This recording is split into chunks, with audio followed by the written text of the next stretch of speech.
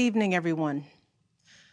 It's a hard time, and everyone's feeling it in different ways.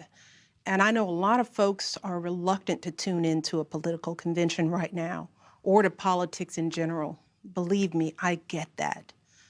But I am here tonight because I love this country with all my heart. And it pains me to see so many people hurting. I've met so many of you. I've heard your stories. And through you, I have seen this country's promise. And thanks to so many who came before me, thanks to their toil and sweat and blood, I've been able to live that promise myself. That's the story of America. All those folks who sacrificed and overcame so much in their own times because they wanted something more, something better for their kids. There's a lot of beauty in that story. There's a lot of pain in it too. A lot of struggle and injustice and work left to do.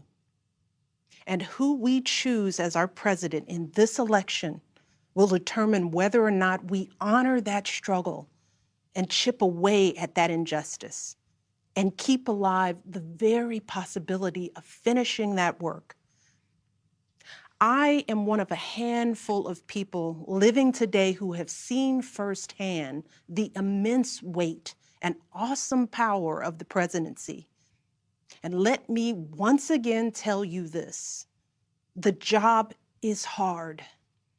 It requires clear-headed judgment, a mastery of complex and competing issues, a devotion to facts and history, a moral compass, and an ability to listen, and an abiding belief that each of the 330 million lives in this country has meaning and worth.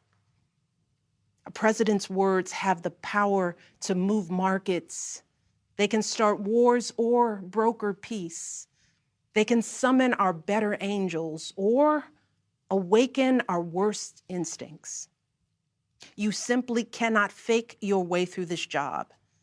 As I've said before, being president doesn't change who you are. It reveals who you are. Well, a presidential election can reveal who we are too. And 4 years ago, too many people chose to believe that their votes didn't matter. Maybe they were fed up. Maybe they thought the outcome wouldn't be close. Maybe the barriers felt too steep, whatever the reason. In the end, those choices sent someone to the Oval Office who lost the national popular vote by nearly 3 million votes. In one of the states that determined the outcome, the winning margin averaged out to just 2 votes per precinct. 2 votes. And we've all been living with the consequences. When my husband left office with Joe Biden at his side, we had a record-breaking stretch of job creation. We'd secured the right to health care for 20 million people. We were respected around the world, rallying our allies to confront climate change. And our leaders had worked hand in hand with scientists to help prevent an Ebola outbreak from becoming a global pandemic. 4 years later, the state of this nation is very different. More than 150,000 people have died, and our economy is in shambles because of a virus that this president downplayed for too long. It has left millions of people jobless. Too many have lost their health care. Too many are struggling to take care of basic necessities like food and rent. Too many communities have been left in the lurch to grapple with whether and how to open our schools safely. Internationally, we've turned our back, not just on agreements forged by my husband, but on alliances championed by presidents like Reagan and Eisenhower. And here at home, as George Floyd, Breonna Taylor, and a never-ending list of innocent people of color continue to be murdered, stating the simple fact that a Black life matters is still met with derision from the nation's highest office. Because whenever we look to this White House for some leadership or consolation or any semblance of steadiness, what we get instead is chaos, division, and a total and utter lack of empathy. Empathy, that's something I've been thinking a lot about lately. The ability to walk in someone else's shoes. The recognition that someone else's experience has value too. Most of us practice this without a second thought. If we see someone suffering or struggling, we don't stand in judgment, we reach out. Because there, but for the grace of God, go I. It is not a hard concept to grasp. It's what we teach our children. And like so many of you, Barack and I have tried our best to instill in our girls a strong moral foundation to carry forward the values that our parents and grandparents poured into us. But right now, kids in this country are seeing what happens when we stop requiring empathy of one another. They're looking around wondering if we've been lying to them this whole time about who we are and what we truly value. They see people shouting in grocery stores, unwilling to wear a mask to keep us all safe. They see people calling the police on folks minding their own business just because of the color of their skin. They see an entitlement that says only certain people belong here, that greed is good and winning is everything, because as long as you come out on top, it doesn't matter what happens to everyone else. And they see what happens when that lack of empathy is ginned up into outright disdain. They see our leaders labeling fellow citizens enemies of the state while emboldening torch-bearing white supremacists. They watch in horror as children are torn from their families and thrown into cages, and pepper spray and rubber bullets are used on peaceful protesters for a photo op. Sadly, this is the America that is on display for the next generation. A nation that's underperforming not simply on matters of policy, but on matters of character. And that's not just disappointing, it's downright infuriating. Because I know the goodness and the grace that is out there in households and neighborhoods all across this nation. And I know that regardless of our race, age, religion, or politics, when we close out the noise and the fear and truly open our hearts, we know that what's going on in this country is just not right. This is not who we want to be. So what do we do now? What's our strategy? Over the past 4 years, a lot of people have asked me, when others are going so low, does going high still really work? My answer, going high is the only thing that works. Because when we go low, when we use those same tactics of degrading and dehumanizing others, we just become part of the ugly noise that's drowning out everything else. We degrade ourselves. We degrade the very causes for which we fight. But let's be clear. Going high does not mean putting on a smile and saying nice things when confronted by viciousness and cruelty. Going high means taking the harder path. It means scraping and clawing our way to that mountaintop. Going high means standing fierce against hatred while remembering that we are one nation under God. And if we want to survive, we've got to find a way to live together and work together across our differences. And going high means unlocking the shackles of lies and mistrust with the only thing that can truly set us free, the cold, hard truth. So let me be as honest and clear as I possibly can. Donald Trump is the wrong president for our country. He has had more than enough time to prove that he can do the job, but he is clearly in over his head. He cannot meet this moment. He simply cannot be who we need him to be for us. It is what it is. Now, I understand that my message won't be heard by some people. We live in a nation that is deeply divided, and I am a Black woman speaking at the Democratic Convention. But enough of you know me by now. You know that I tell you exactly what I'm feeling. You know I hate politics, but you also know that I care about this nation. You know how much I care about all of our children. So if you take one thing from my words tonight, it is this. If you think things cannot possibly get worse, trust me, they can and they will if we don't make a change in this election. If we have any hope of ending this chaos, we have got to vote for Joe Biden like our lives depend on it. I know Joe. He is a profoundly decent man, guided by faith. He was a terrific vice president.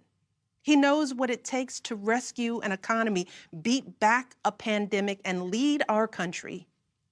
And he listens. He will tell the truth and trust science. He will make smart plans and manage a good team. And he will govern as someone who's lived a life that the rest of us can recognize. When he was a kid, Joe's father lost his job. When he was a young senator, Joe lost his wife and his baby daughter. And when he was vice president, he lost his beloved son. So Joe knows the anguish of sitting at a table with an empty chair, which is why he gives his time so freely to grieving parents. Joe knows what it's like to struggle, which is why he gives his personal phone number to kids overcoming a stutter of their own. His life is a testament to getting back up. And he is going to channel that same grit and passion to pick us all up, to help us heal and guide us forward. Now, Joe is not perfect, and he'd be the first to tell you that. But there is no perfect candidate, no perfect president. And his ability to learn and grow, we find in that the kind of humility and maturity that so many of us yearn for right now. Because Joe Biden has served this nation his entire life without ever losing sight of who he is. But more than that, he has never lost sight of who we are, all of us. Joe Biden wants all of our kids to go to a good school, see a doctor when they're sick, live on a healthy planet. And he's got plans to make all of that happen. Joe Biden wants all of our kids, no matter what they look like, to be able to walk out the door without worrying about being harassed or arrested or killed. He wants all of our kids to be able to go to a movie or a math class without being afraid of getting shot. He wants all our kids to grow up with leaders who won't just serve themselves and their wealthy peers, but will provide a safety net for people facing hard times. And if we want a chance to pursue any of these goals, any of these most basic requirements for a functioning society, we have to vote for Joe Biden in numbers that cannot be ignored. Because right now, folks who know they cannot win fair and square at the ballot box are doing everything they can to stop us from voting. They're closing down polling places in minority neighborhoods. They're purging voter rolls. They're sending people out to intimidate voters, and they're lying about the security of our ballots. These tactics are not new. But this is not the time to withhold our votes in protest or play games with candidates who have no chance of winning. We have got to vote like we did in 2008 and 2012. We've got to show up with the same level of passion and hope for Joe Biden. We've got to vote early, in person if we can. We've got to request our mail-in ballots right now, tonight, and send them back immediately. And follow up to make sure they're received. And then make sure our friends and families do the same. We have got to grab our comfortable shoes, put on our masks, pack a brown bag dinner, and maybe breakfast too, because we've got to be willing to stand in line all night if we have to. Look, we have already sacrificed so much this year.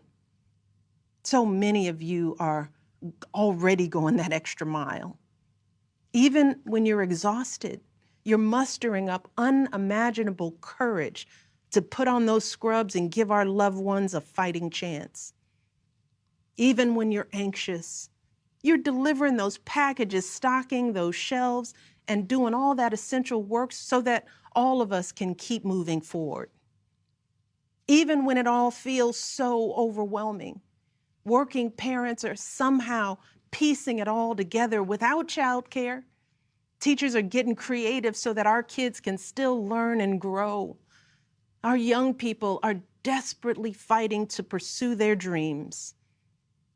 And when the horrors of systemic racism shook our country and our consciences, millions of Americans of every age, every background rose up to march for each other, crying out for justice and progress. This is who we still are. Compassionate, resilient, decent people whose fortunes are bound up with one another. And it is well past time for our leaders to once again reflect our truth.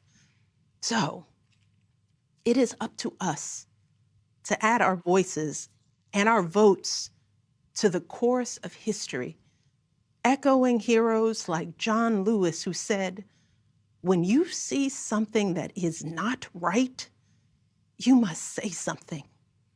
You must do something." That is the truest form of empathy. Not just feeling, but doing. Not just for ourselves or our kids, but for everyone, for all our kids. And if we want to keep the possibility of progress alive in our time, if we want to be able to look our children in the eye after this election, we have got to reassert our place in American history. And we have got to do everything we can to elect my friend Joe Biden as the next president of the United States. Thank you all. God bless.